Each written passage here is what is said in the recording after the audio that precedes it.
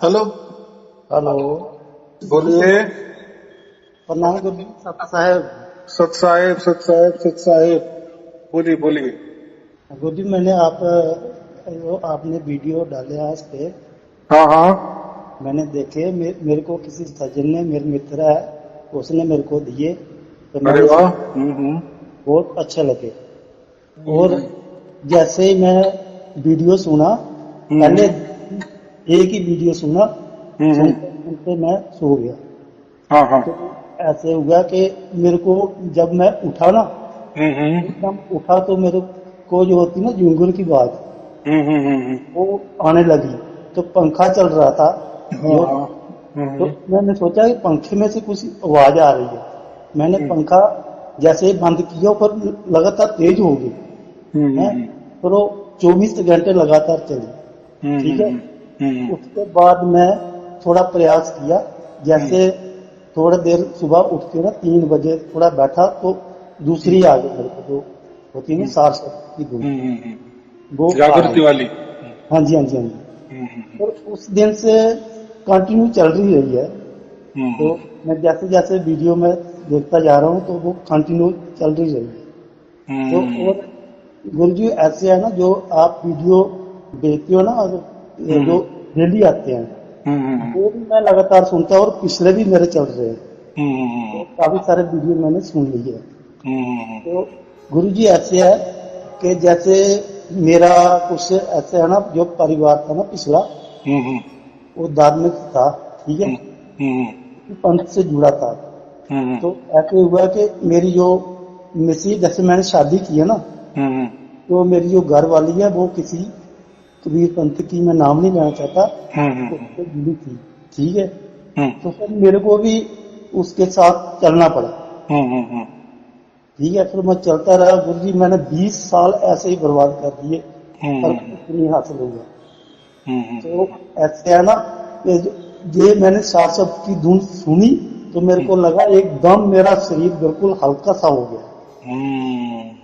तो ये मैं सुनते सुनते ना ऐसे मौज में हो गया हूँ गुरु जी। मैं काफी देर का खोजी था क्या कोई मेरा वेदी गुरु मिले। ठीक है। तो ये सुनते ही जैसे मैंने सुनी, तो मेरे को मौजा ही मौजा हो गई। और एकदम एकदम ऐसे है जैसे पांच है ना, आप बोलते हैं पांच, पांच डट, दो और तीन चार और एक नहीं है, जैसे डट पांच आ गई हूँ।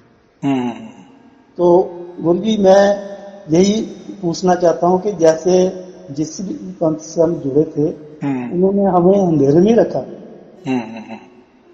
ठीक है ना, इतने देर अंधेरे में ही रखा, और कुछ मालूम नहीं हुआ। तो ऐसे जाते थे। ठीक है। टाइम पास करके आ जाते थे। ठीक है। और ऐसे है ना कि जो भी है, ऐसे टाइम ही बर्बाद किया हमने। तो आप आपसे मैं यही पूछना चाहता हूँ कि जो अभी धुन मेरे को सुनाई दे रही है, वो सही धुन सुनाई दे रही है, चाहिए ऐसे ही है? नहीं, बराबर आपका चल रहा है, एकदम बराबर चल रहा है। हाँ जी, ऐसा समझो, देखो अभी आपने कहा कि मैं यहाँ वहां गया, मेरे 30 साल बर्बाद हो गए। हाँ तो जी, हाँ जी, देखो, हम जो भी करते हैं ना, हाँ जी, अगले सामने वाला बंदा हाँ जी, सच्चा हो या झूठा हो, लेकिन हाँ जी, आपकी भावना तो अच्छी थी ना, हाँ जी, हाँ जी, आपकी लगन तो अच्छी थी ना, हाँ जी, कि मुझे परमात्मा मिल जाए। तो ये परमात्मा तो देख रहा था ना सब कुछ, हाँ जी, बराबर कि नहीं? हाँ जी, लेकिन आपके कोई दुर्भाग्य समझो, हाँ जो जी, भी प्रारब्ध के हिसाब से जो कुछ दिन जाने वाले थे, इस ये जब अभी आपको सार शब्द की प्राप्ति हो गई, उस दिन का इंतजार होगा, ऐसा समझो, या वो मुहूर्त समझो। हाँ जी, तो ऐसा नहीं समझना कि मेरे दिन वो बर्बाद हो गए। हाँ तो जी, देखो, हम 10वीं में जाते, 10वीं पास हो जाते, फिर कॉलेज में जाते, लेकिन 10वीं पास होने के लिए हमने पहली दूसरी तीसरी सभी कक्षा किए, तब 10वीं में गए ना। हाँ जी, हाँ जी, और 10वीं पास हुई इसलिए कॉलेज में आए ना। तो हाँ जी, ऐसा समझना कि हमारी वो स्कूल की ये थी, स्कूल ही थी, हाँ बराबर। जी, हाँ जी, और स्कूल में जो होता है वो कॉलेज का अभ्यासक्रम में नहीं होता। देखो स्कूल वाला अभ्यास यानी 10वीं का अभ्यास अलग होगा, कॉलेज का अभ्यास अलग होगा, उल्टा कठिन होगा, बराबर कि नहीं। जैसे हम आगे जाते हैं कठिन होता है ना, बहुत सारे लोग यही मार खाते हैं। अरे ये साई अरुण जी तो बोलते हैं, लेकिन मेरे गुरुजी ने तो ऐसा नहीं कहा, मेरे धर्म ने तो ऐसा नहीं कहा, मेरे पंथ में तो ऐसा नहीं कहा। अरे भाई आप 10वीं में थे, आप स्कूल में थे, अभी आपने कॉलेज में दाखला ले लिए है, तो 10वीं वाला अभ्यासक्रम कैसा आएगा, अलग ही आएगा कि नहीं। जैसे हम आगे जाएंगे तो अलग रहेगा ना। लेकिन लोग क्या करते हैं, छोड़ने के लिए तैयार नहीं होते, यानी वो डरते हैं, बराबर। और परमात्मा स्वयं, परमात्मा का एक स्वरूप क्या है, निर्भय, निर्भय बनो, बराबर। हाँ, तो क्या देखो हम तो परमात्मा का कर रहे हैं ना। चलो ये भी जान दो, इसके पहले आप जहां भी जाते थे, जिस गुरु का भी करते थे, जो भी करते थे, वो तो परमात्मा के लिए ही करते थे ना। वो तो परमात्मा तो समझ रहा था ना। चलो सामने वाला कैसे भी हो, अच्छा हो बुरा हो, उसमें हमें नहीं जाना, आपका भाव महत्वपूर्ण है ना। देखो 24 घंटे तो आप तो आपके गुरु के हाथों नहीं बैठते ना। बस आप जाते हो, कोई प्रवचन करता है, कोई ज्ञान बटोरता है, बस उतना ही ले लेते हो। लेकिन जो भी करना हो तो आपको करना पड़ता है। फिर आप और परमात्मा ये दोनों होते हैं ना। हाँ, इन्हें भाव माने परमात्मा, ऐसा समझो थोड़ी देर के लिए। तो परमात्मा को सब समझता था, लेकिन परमात्मा क्या देखता था, इसका जब तक ये शुद्ध पवित्र नहीं बनता, यानी इसके संशय नहीं मिटते, तब तक इसको रहने दो। 20-30 बरस जो भी है वो रहने दो। एक दिन बराबर इसको अक्ल आ जाएगी ऐसा समझो, या इसको बुद्धि आ जाएगी ऐसा समझो, या इसका भाग्य उदय, इसका भाग्य का उदय हो जाएगा, बराबर।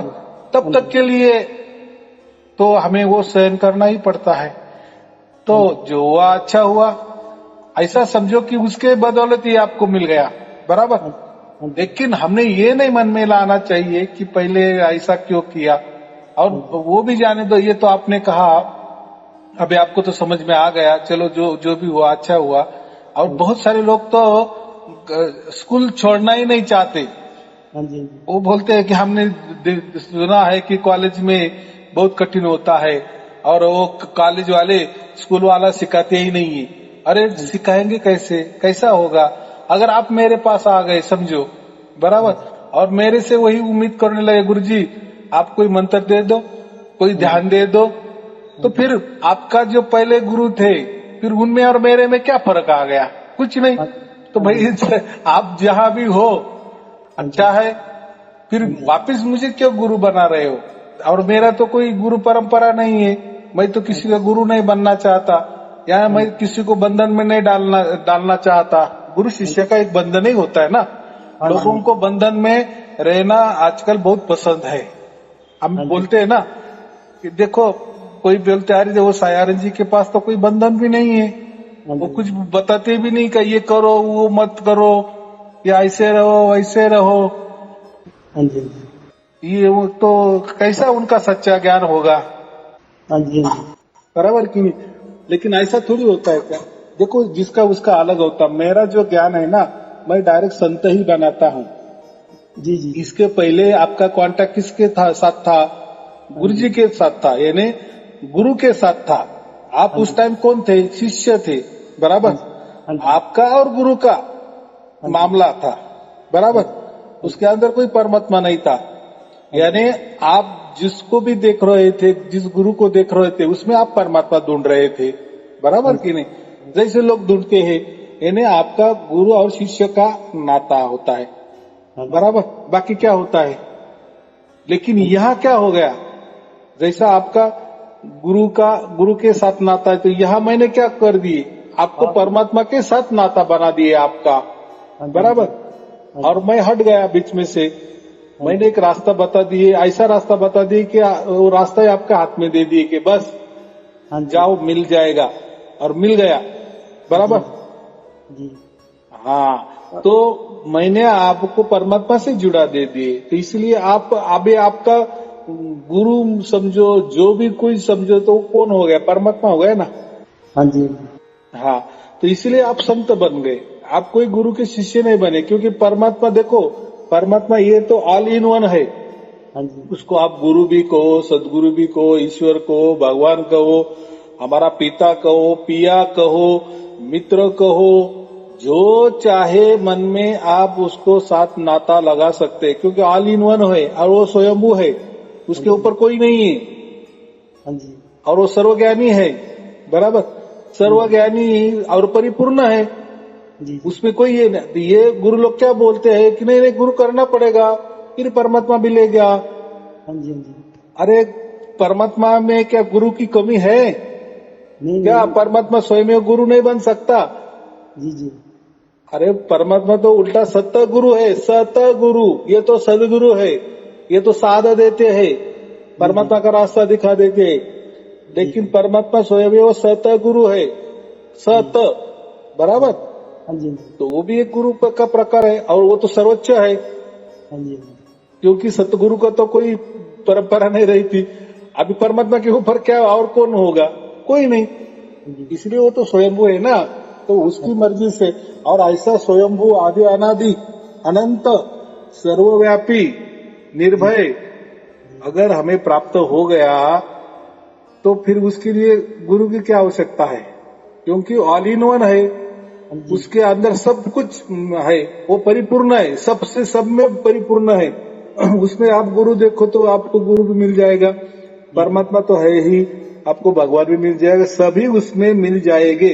अगर एक ही ठिकाने पर सब कुछ हमको माल मिल रहा है तो बाकी इधर उधर भटकने की क्या जरूरत है? जी जी, बराबर कि नहीं? तो बाकी लोग क्या करते, भटकाते हैं, नहीं नहीं आपको गुरु करना पड़ेगा, देखो ये गुरु के दोहे, गुरु की साखिया, देखो इन्होंने ऐसा गुरु के बारे में कहा है। देखो उनकी भूमिका गुरु की ना, तो वो गुरु की ही बातें करेंगे, बराबर। उनको इतना ही मालूम है कि लोगों को शिष्य बनाना है जी, और खुद को गुरु बनाना है या गुरुपन का टिकाव करना है, तो वो गुरु का महत्व ही समझाएंगे ना। कितना सीधा हिसाब है। जी जी, लेकिन मेरे यहाँ वैसा कुछ नहीं ना, मैं तो उल्टा आपको परमात्मा ही मिला देता हूँ जी जी, और वो भी आपको मिलता है परमात्मा।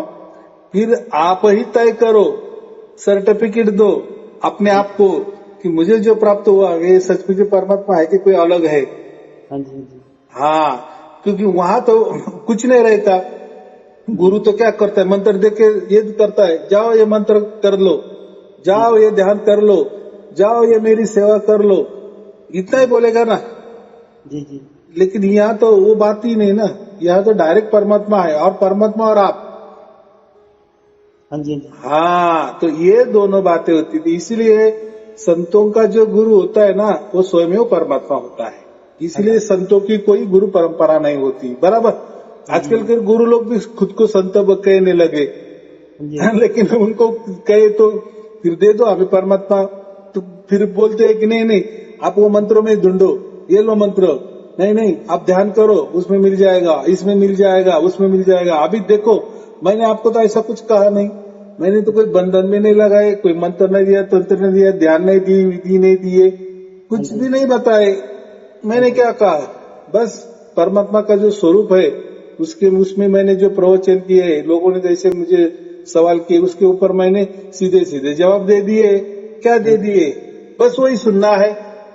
फिर देखो सुनते सुनते कैसा फिर वो आ रहा है। तो इसके पहले देखो ये राज जो था ना, ये कबीर साहब ने ही कहा था कि मैं बिसम बिसा में परमात्मा का राज खोल दूंगा, बराबर। जी, बराबर, तो वैसा होगा, इसलिए अभी सबको मिल रहा है।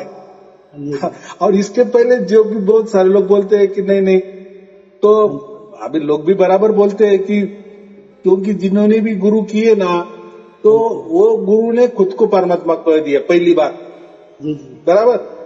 जी, परमात्मा जानना है तो मेरी पूजा करो, मेरी आरती करो, मुझे ही परमात्मा मानो, बराबर। जी, तो ये बात हो गई। तो लोगों को फिर उनके सिवा, उनकी पूजा आरती करने सिवा दूसरा क्या पर्याय है? हाँ जी, उन्होंने ज्यादा दिमाग लगाने ही नहीं दिए। हाँ जी, और वो क्या कहे कि नहीं नहीं अगर आप गुरु करेंगे तो परमात्मा मिल जाएगा, तब तो वैसा नहीं मिलेगा। देखो यानी गुरु अपूर्ण है, अपना परमात्मा अपूर्ण है, यानी उसमें गुरु मिल जाए तो प्रकट होगा, ऐसा कुछ है? अरे वो तो परिपूर्ण है ना, स्वयंभू है ना, हाँ जी, हाँ जी, वो अपने आप में है, वो तो अपने आप समर्थ है। समर्थ किसको कहते?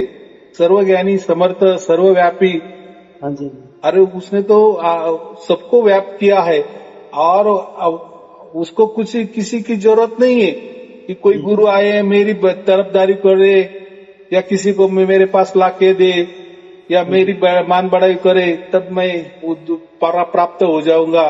ये खेल जो है ना, ये परमात्मा के यहाँ नहीं चलता। परमात्मा सिर्फ आपका भाग्य देखता है, बराबर। भाग्य माने क्या?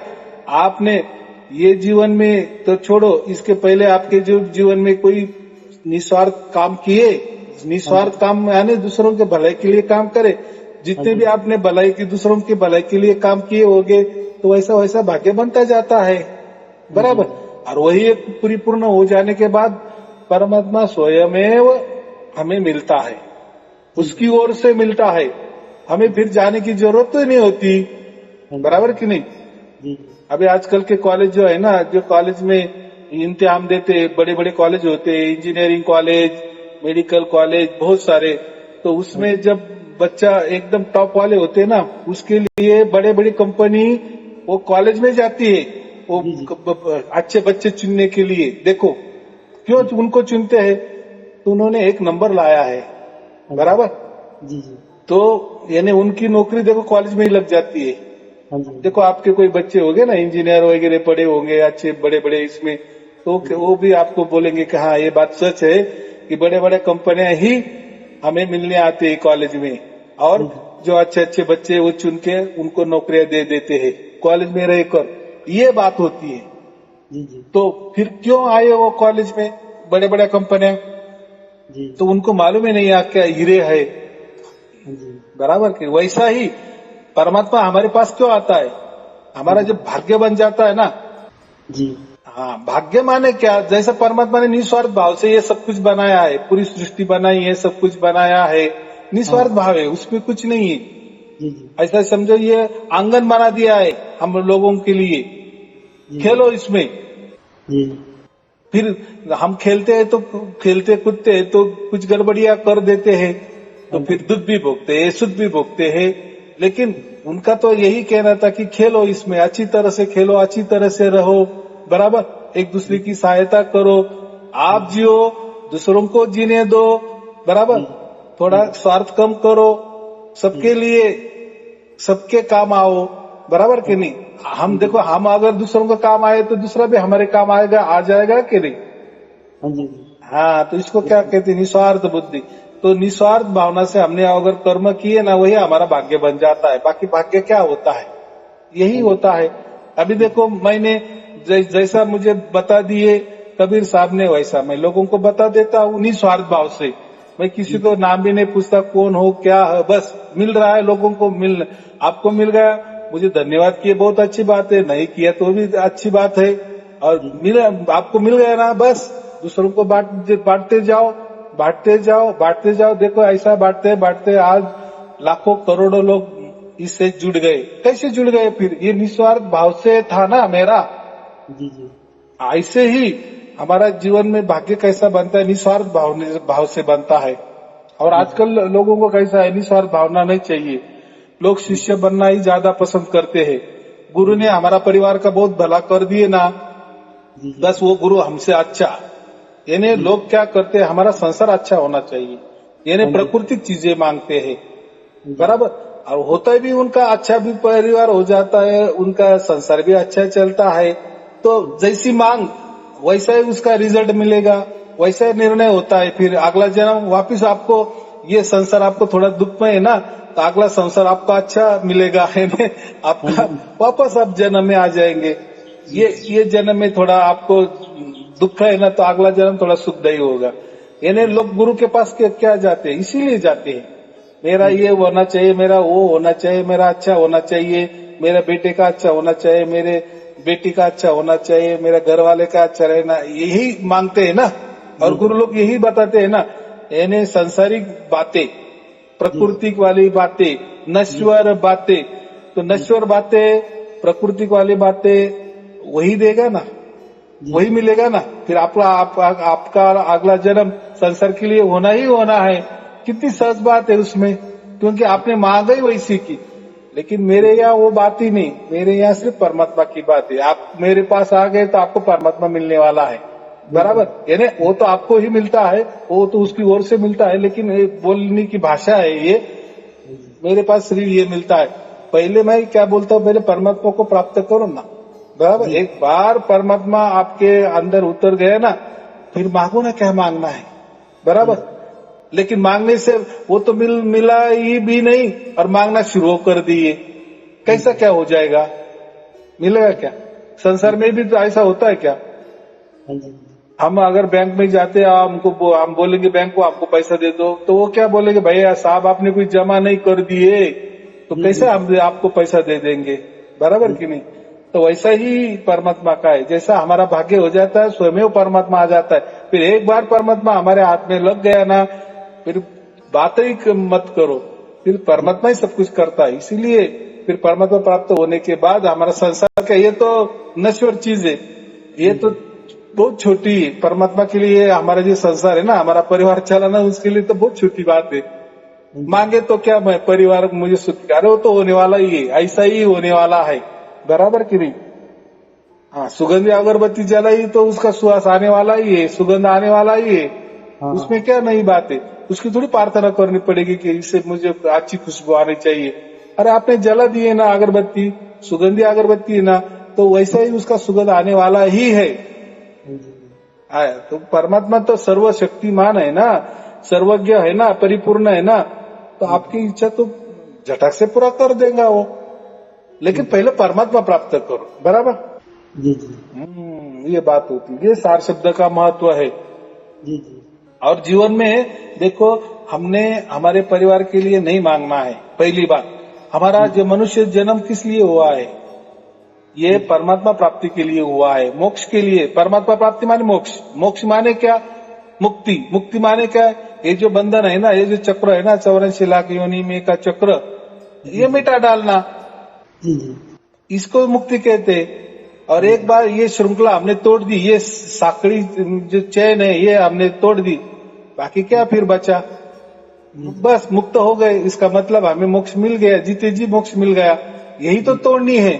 लेकिन लोग क्या करते हैं, गुरु करते हैं और खुद शिष्य बन जाते हैं। तो उससे क्या होता है, गुरु शिष्य का एक बंधन आ जाता है। देखो, हर एक गुरु के पास गए तो वो कुछ न कुछ आपको देगा, मंत्र तंत्र देगा ही देगा, कोई ध्यान भीम देगा ही देगा, बराबर कि नहीं? आय के बंधन के, मंत्र के बंधन में, ध्यान के बंधन में, गुरु शिष्य के बंधन में, बराबर कि नहीं?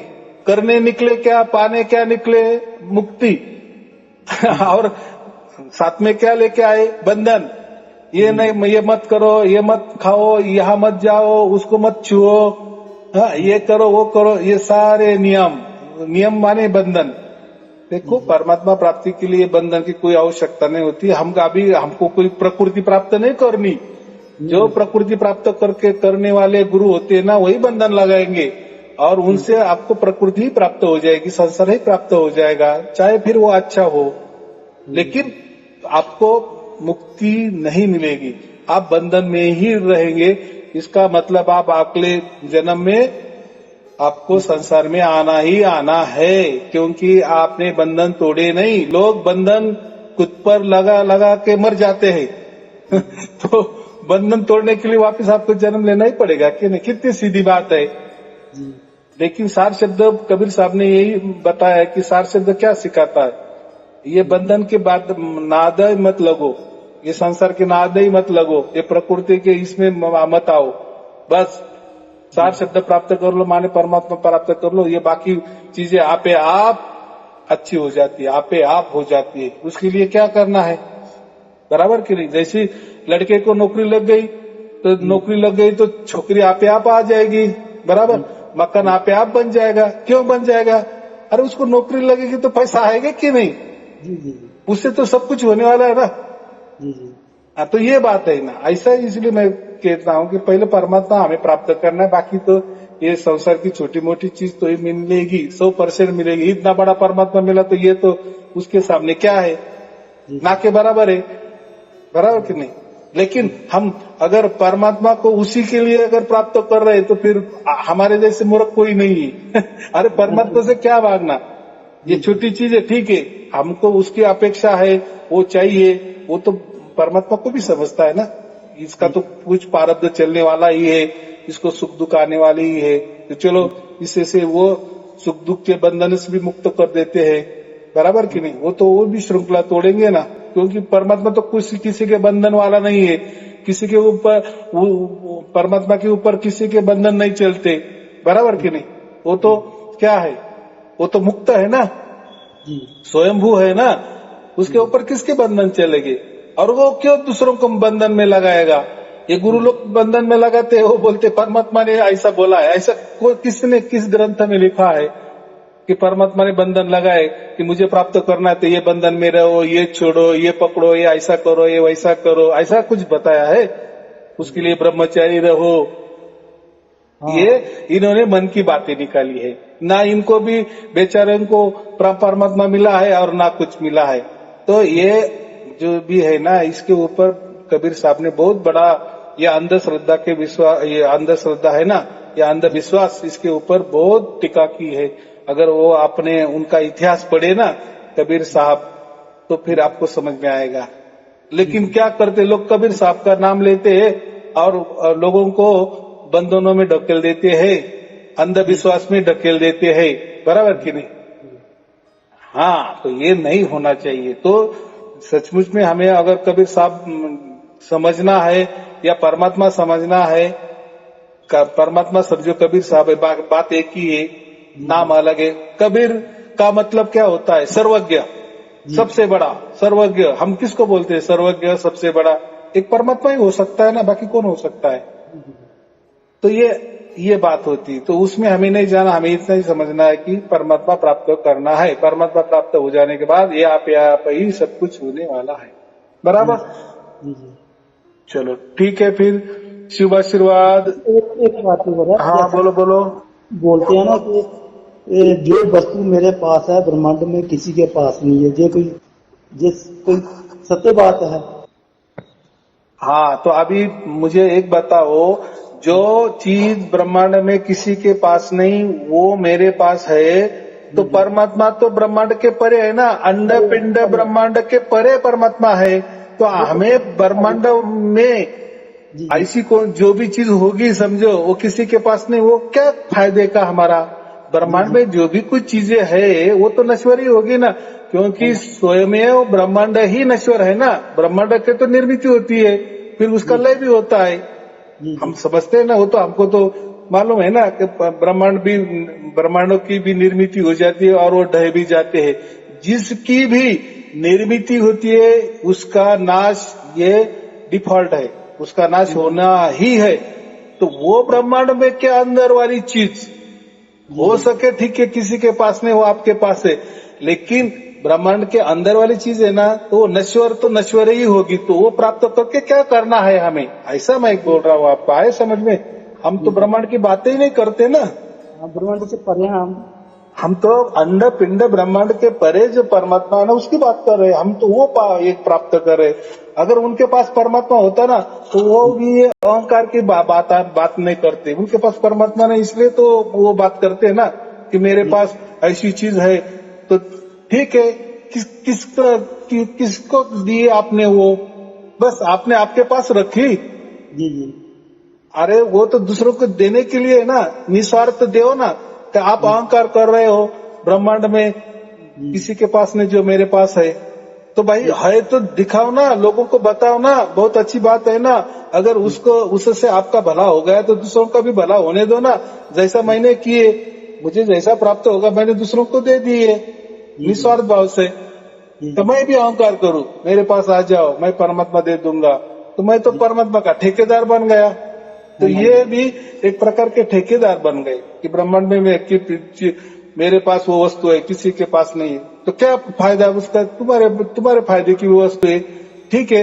तो तुम उसका अगर कोई फायदा करते तो लोगों को खड़े करो, लोगों को कि हाँ हमारे गुरुजी ने हमको ऐसी वस्तु दी कि ब्रह्मांड में किसी के पास नहीं है। तो देखो, आपने अगर शिष्य को दे दी तो फिर आपके पास भी वही वस्तु है और आपके शिष्य के पास भी वही वस्तु है, तो फिर आप कैसे बोल सकते हैं कि ब्रह्मांड में मेरे पास ही वो वस्तु है? तो ये ज्ञान मेरी समझ के बाहर है। क्या बताना, बच्चों जैसी बातें है ये, बराबर की नहीं? तो चलो उसमें हमें नहीं जाना, हमें तो उल्टा ये कहना है कि हम अंड पिंड ब्रह्मांड के परे वो वस्तु हमारे पास है जो किसी के पास नहीं है, ऐसा हमने करना चाहिए। बराबर की नहीं? हाँ, दूसरा दिमाग कर रखते हैं कि अगर आप इधर से कहीं दूसरी जगह चले जाओगे फिर घूम घाम के हमारे पास ही आना पड़ेगा। अच्छी बात है, अच्छी बात है, बराबर की नहीं? वो तो परमात्मा तय करने दो ना, परमात्मा को तय करने दो ना। जी जी। हम हमारी बुद्धि से कैसे तय करेंगे? जी जी। अगर हमारा भाग्य हमने लिखा है, अगर हमारा भाग्य अगर वैसा दुर्भाग्य ही है, हमारा भाग्य नहीं है फिर वो दुर्भाग्य है। अगर हम उनके पास गए तो वापिस तो जाते हैं ना। तो देखो जो भी इधर उधर जाते हैं उनके जैसे ही बाकी गुरु भी होते हैं कि नहीं? वो जैसे गुरु है तो बाकी वैसे गुरु वो भी है। तो लोग क्या बोलते हैं, अरे ये गुरु ने हमको ये मंत्र दे दिए, दूसरे गुरु ने दूसरे मंत्र दे दिए। अरे चलो ये की बात है, किसी गुरु के पास जाओ, कोई तो मंत्र थमा देता है, कोई नाम थमा देता है, चाहे वो नाम का अर्थ है भी बहुत कुछ हो, लेकिन यही के नाम, यही के अर्थ, यही प्रकृति, यही नाशवान, वो मंत्र है नाशवान, उसके अर्थ है नाशवान, देने वाला है नाशवान, लेने वाला है नाशवान, उसका फायदा भी नाशवान। क्या चीज है? तो यहाँ तो मैंने तो कोई आपको मंत्र बिंत्र दिए ही नहीं ना, कोई ध्यान विधि भी नहीं बताए। कितना सहज बात है। जी जी। हाँ, तो ये कैसा है, सोच समझने वाली बात है। जी जी। चलो ठीक है। ऐसे ना जैसे मेरे को धुन प्रॉपर सुनाई देती है ना, कभी कभी क्या होता है कि दिन को थोड़ी बहुत सूक्ष्म हो जाती है, बिल्कुल सूक्ष्म हो जाती है कि जैसे पंखा वगैरह चल रहा है तो थोड़ी बिल्कुल बारीक सी सुनाई देती है। देखो वो धुन जितनी सूक्ष्म हो, क्योंकि मैं वही कहता हूँ, शरीर से सूक्ष्म मन होता है, मन से सूक्ष्म आत्मा होता है और आत्मा से सूक्ष्म परमात्मा होता है। बराबर? आत्मा ने या हमारे सुरती ने उसको पकड़ लिए ना एक बार, तो वो बहुत सूक्ष्म होती है, आत्मा से सूक्ष्म होती है। उल्टा वैसा उसका जो स्वरूप है वैसे रहने दो ना, उसके नाद में, उसके लय में, उसके चाल में, उसके सुर में, उसको जैसा आ रही है वैसा, वो तो गुरु प्रसाद है, जैसा मिल रहा है वैसा हमने स्वीकार करना चाहिए। उल्टा अच्छी बात है, जैसे जितना वो सूक्ष्म हुए है ना उतना वो अच्छा है। बराबर कि नहीं? उल्टा ज्यादा जो आवाज वाली होती है ना वो कोई धुन नहीं होती, वो तो प्रकृति वाली धुनें होती है। और जो कान का विषय होती है, ये कान का विषय नहीं है, इसके लिए कान की कोई जरूरत नहीं है, कोई कर्मेंद्रिय की, ज्ञानेन्द्रिय की जरूरत नहीं, शरीर की जरूरत नहीं, मन की जरूरत नहीं है। बराबर? ये बस ये जो सुरती है उसको हम आत्मा कहते हैं, वही पकड़ सकती है, वही असली चीज है। और वो इतनी सूक्ष्म है, इतनी सूक्ष्म है, वो बराबर हमें समझ में आती है। लेकिन लोग क्या है, आवाज के पीछे पड़ते, अरे वो कानों से मुझे नहीं सुनाई दे रही है। जब कोई आवाज बड़ा आ गया तो बोलते हाँ अभी हम सुन रहे हैं। अरे वो कानों का विषय नहीं है, वो कोई आवाज नहीं है, बड़ा आवाज नहीं है, वो सूक्ष्मतम सूक्ष्म है। उल्टा जितना सूक्ष्मतम है वो सबसे अच्छी बात है। बराबर? सूक्ष्मतम माने वो सर्वव्यापी, उसको सर्वव्यापी कहते हैं। बराबर? जैसा पानी होता है ना, जमीन से पानी ज्यादा सूक्ष्म होता है। जैसे हम पानी डाल दे जमीन पे तो बराबर सब घुल मिल जाता है, क्योंकि पानी सूक्ष्म होता है ना, बराबर जमीन के अंदर चीर के बीच में जाता है वो, क्योंकि वो सूक्ष्म है ना। हाँ, तो वैसा परमात्मा बहुत सूक्ष्म है, तो उसका ध्वनि भी सूक्ष्म ही होगा, लेकिन वो काम का विषय नहीं, उसका एहसास होता है हमें, बस हमको ही समझता है। लेकिन ऐसा होता है कि उसके तकलीफ भी नहीं होती, उल्टा वो सुरीली होती है। तो वो तो अनुभव आप कर रहे हो, वो आपको समझ में आ जाएगा। बराबर? जी। चलो ठीक है, शुभ आशीर्वाद सत साहिब जी से। हाँ, मेरे को वीडियो आए ना, तो मैंने वो मेरी एक बेटी है, ठीक है, उसको भी दिया, बहुत अच्छे, उसको भी प्रॉपर धुन, बहुत अच्छा, ठीक है। तो वो भी, उसका भी अच्छा चलने लगा है, ठीक है। तो मेरी जो घर वाली है ना उसको नहीं आ रही है। बहुत अच्छे, बहुत अच्छे। उसको पता क्या, उसको मैं वीडियो सुनाता रहता हूँ, कहती मेरे को नहीं आ रही, मैं तू सुनते जा, एक दिन आ ही जाएगी। तो ऐसे मैं सुनाता रहता हूँ। क्या होता है, हम जब प्रवचन सुनते हैं ना, तो हम भी सूक्ष्म होते जाते हैं, यानी गहराई वाले जब विषय आ जाते हैं ना, जी जी तो मैं जो समझाता हूँ ना गहराई वाले विषय, तो एकदम सहज में समझा देता हूँ। तो हमारा जो मन होता है ना, बुद्धि वो पकड़ भी नहीं सकती, लेकिन सहज में बोला जाता है ना, तो फिर बुद्धि भी पकड़ लेती है, फिर वो बुद्धि और सूक्ष्म होती है, वो मन और सूक्ष्म बन जाता है, मन और सूक्ष्म बन जाता है, फिर बराबर आत्मा का उदय हो जाता है और आत्मा बराबर वो बातें समझने लगता है, उसका वो अनुभव शुरू हो जाता है। तो सूक्ष्म बातें है तो सूक्ष्मता है। अभी देखो एक परिवार है ना हमारा, तो परिवार देखो, कोई भी परिवार, एक राजा वाला परिवार लिए तो वो सब सरीके हम बोलेंगे ना, राजा का पुत्र वो भी राजा ही होता है ना, जी जी राजा की पुत्री बहू वो भी एक प्रकार की रानी होती है ना। इन्हें जो भी हमारा जो परिवार होता है ना, वो एक ही परिवार, ऐसा समझो हमारा, आपका भाग्य खुल गया है तो आपका पत्नी का क्यों नहीं खुलेगा? बात तो एक ही परिवार के है ना आप, तो आपका बेटी का भी खुलेगा, क्यों नहीं खुलेगा? तो आपका जन्म ही ऐसा होता है, पर एक परिवार जो होता है ना, वो सब एक ही तरीके होते हैं। जी जी ये परिवार की व्याख्या है।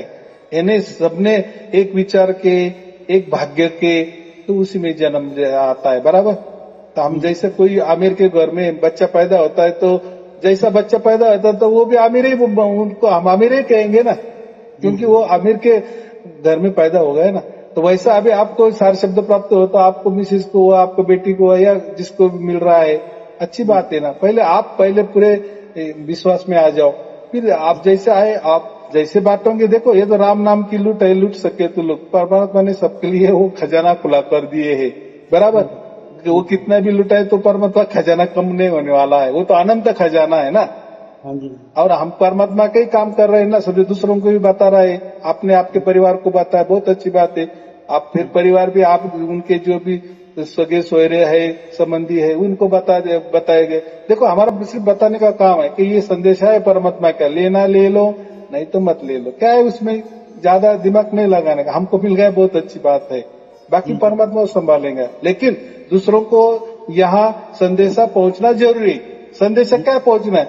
भाई साहब ये वीडियो है, सुनते जाओ, हो सकता है आपका भाग्य खुल जाएगा, मिल जाएगा परमात्मा। देखो हमें मिल गया, तो आपको तो उतना सुनना तो पड़ेगा, उतना तो कष्ट लेना पड़ेगा ना। वो तो कोई जादू की कहानी नहीं है कि चलो गुरुजी ने फूंक मार दी और आवाज आ गया, तो वो क्या काम का? ऐसे वो तो नश्वर है, वो जादूगिरी है। ये बात परमात्मा को लागू नहीं होती, बराबर। जी जो भी होती है सच्ची बात होती है, शाश्वत होती है, सत्य होती है। चलो ठीक है, शुभ आशीर्वाद, सत साहिब जी, सत साहिब जी, सत साहिब जी। क्योंकि मैंने कोई दान वगैरह करना हो तो इस हाँ, ये नंबर पे करो, जी जी चाहे तो मैं आपको अकाउंट नंबर भेज देता हूँ, बस। चलो ठीक है, शुभ आशीर्वाद, सत साहिब जी, सत साहिब जी, सत साहिब जी। अच्छा